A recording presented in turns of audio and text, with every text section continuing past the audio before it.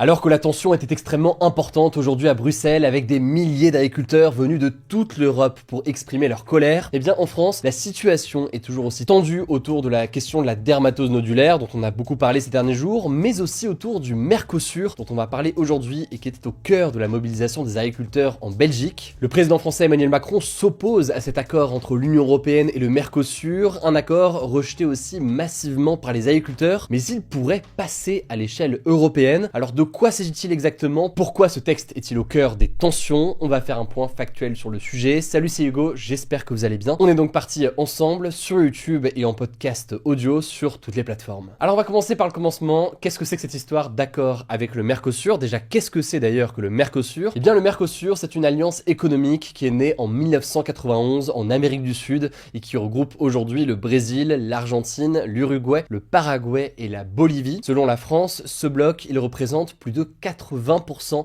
du PIB sud-américain. Il constitue aussi le 4e plus grand bloc de libre-échange dans le monde. Et une zone de libre-échange, qu'est-ce que c'est? C'est donc une zone où les droits de douane sont abaissés pour faciliter les échanges entre les pays. Ici donc, entre plusieurs pays d'Amérique du Sud. Alors il faut savoir que depuis plus de 20 ans maintenant, l'Union européenne, qui est évidemment une autre zone de libre-échange, tente de négocier un accord avec le Mercosur. Et l'objectif de ces deux zones, ce serait de créer la plus grande zone de libre-échange du monde, qui regrouperait donc plus de 700 millions d'habitants si on prend les pays de toutes ces zones, et représenterait près de 25% du PIB mondial, donc 25% de l'ensemble des richesses produites dans le monde sur un an. Concrètement, cet accord, il viendrait donc supprimer énormément de droits de douane entre l'Union européenne et les pays du Mercosur, permettant donc à l'Union européenne d'exporter par exemple plus de voitures, de machines ou de vin vers l'Amérique du Sud, en échange de viande, de sucre, de riz, de miel ou de soja qui viendraient d'Amérique du Sud. Le problème, c'est que certains agriculteurs expliquent que le mode de production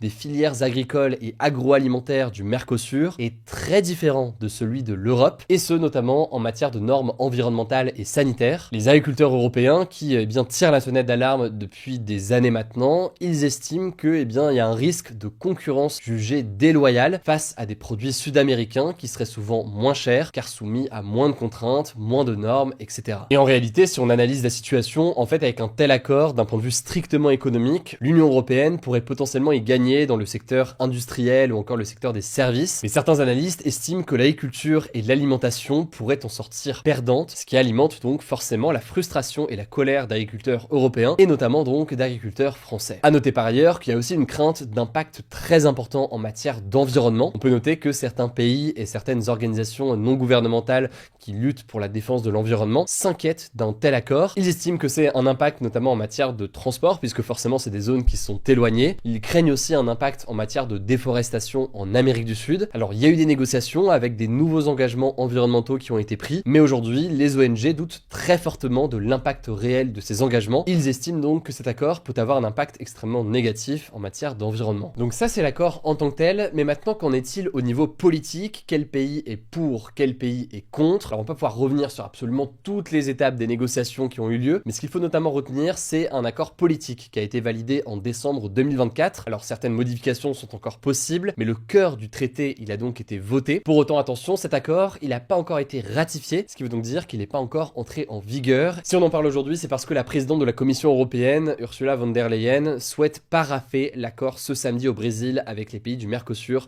ce qui marquerait une étape à nouveau importante avant une réelle mise en œuvre. Mais avant cette étape, l'accord a besoin d'une majorité qualifiée, c'est-à-dire qu'il faut qu'au moins 55% des États membres votent en faveur, et ces États doivent par ailleurs représenter au moins 65% de la population totale de l'Union européenne. Il y a donc une question de rapport de force, il faut en quelque sorte un peu plus que la majorité pour que ça passe. Et là, il y a des pays qui sont favorables, l'Allemagne par exemple qui veut exporter ses voitures, ou encore l'Espagne qui veut exporter son vin et son huile d'olive. Alors ça paraît très cliché, j'en suis conscient dit comme ça, mais en réalité c'est le cas, c'est des éléments qui ressortent. Et de l'autre côté, on le disait donc, l'Italie ou encore la France réclament un report du vote. Emmanuel Macron a d'ailleurs réaffirmé que la France ne signerait pas ce traité en l'état. La France souhaite par exemple encore rajouter des clauses miroirs, des clauses en fait qui viennent assurer que les normes sanitaires et environnementales de production sont les mêmes pour les deux régions avant donc que le texte ne soit paraphé. Bref, les opposants et notamment les agriculteurs estiment qu'il n'y a pas assez de garde-fous pour les protéger. En face, on peut noter que ça monte quand même en tension puisque Lula, donc le président du Brésil, a posé ce mercredi une forme d'ultimatum affirmant que le Mercosur avait déjà, je cite, cite, céder sur tout ce qu'il était possible de céder diplomatiquement. Il a rajouté que si le texte n'était pas paraphé rapidement, le Brésil ne signerait pas l'accord tant qu'il sera président. Bref, c'est donc un véritable bras de fer diplomatique avec des conséquences potentiellement importantes, que ce soit donc pour les agriculteurs, mais plus largement en fait pour la population. Il y a donc encore une forme d'incertitude avec certains pays comme la Pologne ou encore la Hongrie qui pourraient eux aussi potentiellement s'y opposer, mais on va suivre tout ça. Et c'est donc dans ce contexte-là, on le disait, que des milliers d'agriculteurs se sont rendus ce jeudi à Bruxelles, où se trouve la Commission européenne notamment, bien pour protester contre cet accord. Alors au moment où j'enregistre, c'est des sujets qui évoluent, mais il y avait des moments de tension importants encore aujourd'hui à Bruxelles, sachant qu'en parallèle, dans le cas de la France, il y a à la fois cette mobilisation donc de la part de nombreux agriculteurs contre cet accord avec le Mercosur, mais en parallèle, il y a aussi des tensions donc sur le sujet de la dermatose nodulaire contagieuse. Et autant donc, vous l'avez compris, Emmanuel Macron aujourd'hui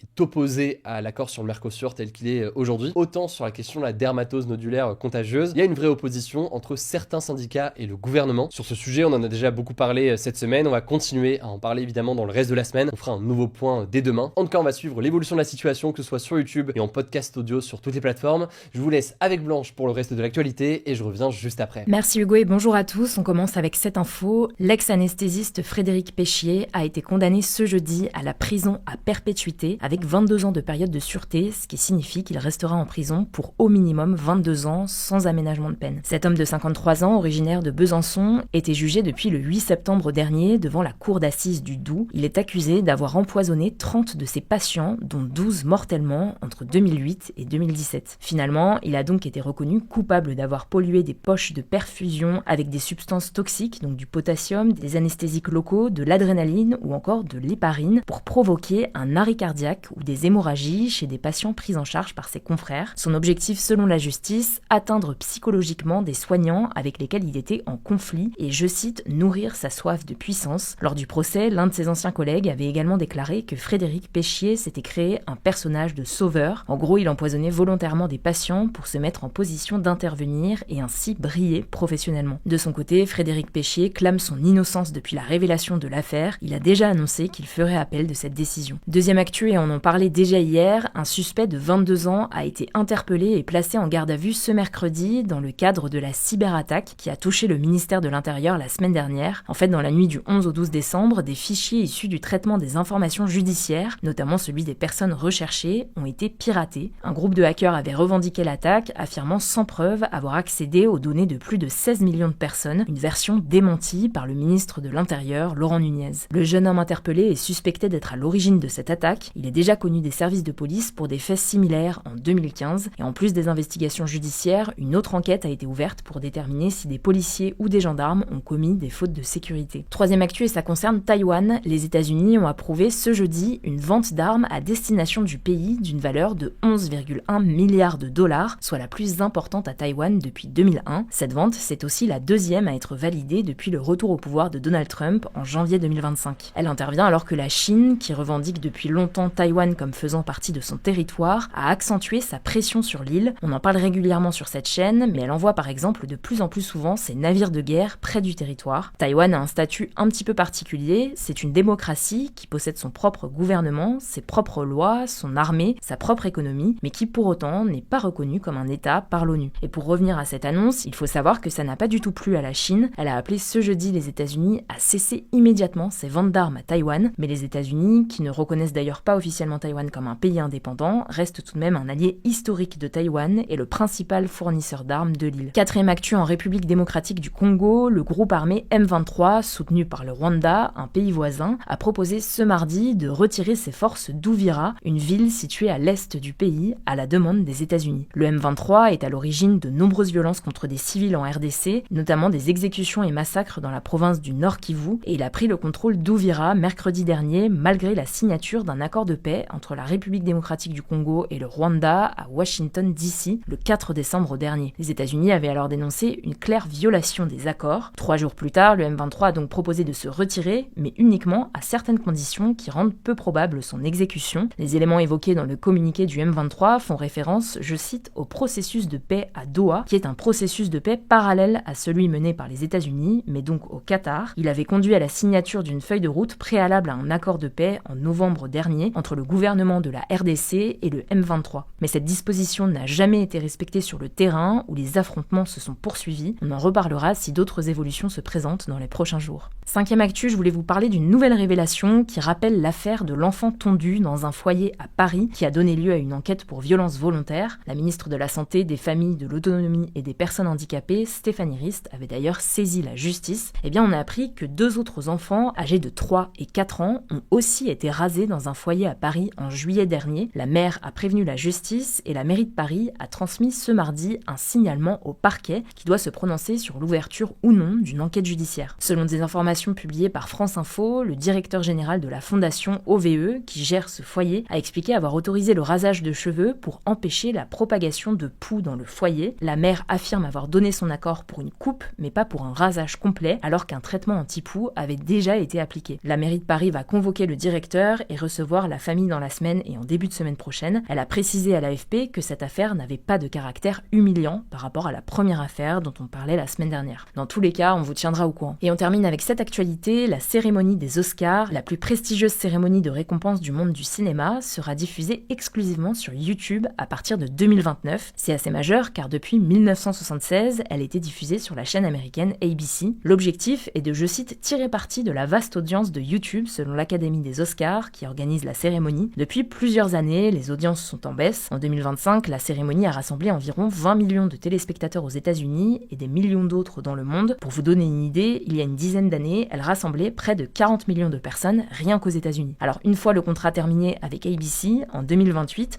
les Oscars seront donc disponibles exclusivement sur YouTube jusqu'au moins 2033. La cérémonie sera accessible gratuitement dans le monde entier, mis à part pour les Américains qui, eux, devront souscrire à un abonnement à l'option YouTube TV. À l'heure actuelle, il faut être abonné aux plateformes de streaming Disney+ ou Hulu pour la regarder en dehors des États-Unis. En France, elle n'est plus disponible sur Canal+ depuis 2025. À noter que cette année, la cérémonie aura lieu le 16 mars 2026 et sera disponible en France sur Disney+ ou Hulu donc. Merci beaucoup Blanche pour ces actualités. Alors vous le savez, pour découvrir les interviews et les actualités culturelles, mais notamment l'interview de James Cameron que j'ai eu la chance de faire il y a quelques jours, vous pouvez la découvrir en intégralité, exclusivement en podcast. Donc je vous mets le lien directement en description. Prenez soin de vous, prenez soin de nos proches, et puis on se dit à demain pour une nouvelle vidéo.